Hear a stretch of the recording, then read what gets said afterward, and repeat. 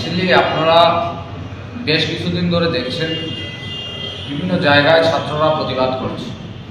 সেটা কেন হচ্ছে? আপনারা জানেন এই সিচুয়েশনের মধ্যে কোভিড পরিস্থিতি ভয়ানক।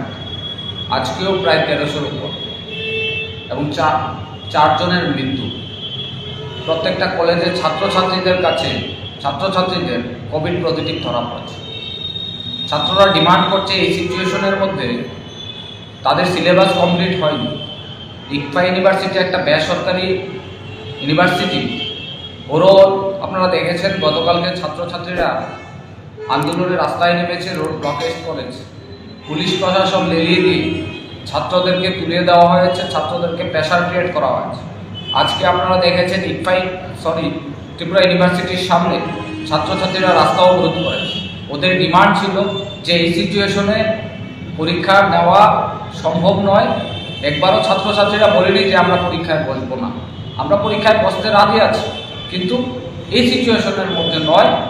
কারণ আপনারা দেখছেন কোভিড পরিস্থিতি বাড়ছে, যার কারণে ছাত্রছাত্রীরা সেটা ডিমান্ড করছে যে এখন পরীক্ষাটা স্থগিত করা হয়। এটা হলো ছাত্রছাত্রীদের দাবি, এটা আমাদের দাবি নয়।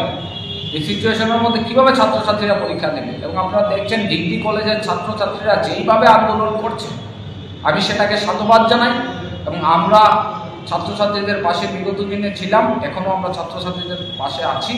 এবং আমাদের ডিমান্ড, ছাত্রছাত্রীদের ডিমান্ড সেটা এই সিচুয়েশনের মধ্যে, কোভিড সিচুয়েশনের মধ্যে ছাত্রছাত্রীদের পরীক্ষাটা স্থগিত করতে হবে, না হয় অনলাইনে নিতে হবে। আমরা একবারও বলিনি ছাত্রছাত্রীরা পরীক্ষায় বসবে না। ছাত্রছাত্রীরা পরীক্ষায় বসুক, তাহলে আপনারা ডেটটাকে পিছিয়ে দিন।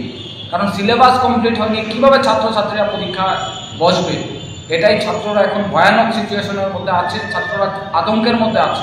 যে জায়গায় ছাত্রছাত্রীদের মধ্যে কোভিড পজিটিভ ধরা পড়ছে, এই জায়গার মধ্যে একটা সিদ্ধান্ত নিচ্ছে সরকার যে আমরা এই সিচুয়েশনের মধ্যেই পরীক্ষা নেব। এটা পসিবল না, এটা ছাত্রছাত্রীরা কিছুতেই মেনে নিতে পারছে না। যদি কোনো ছাত্ররা আমরা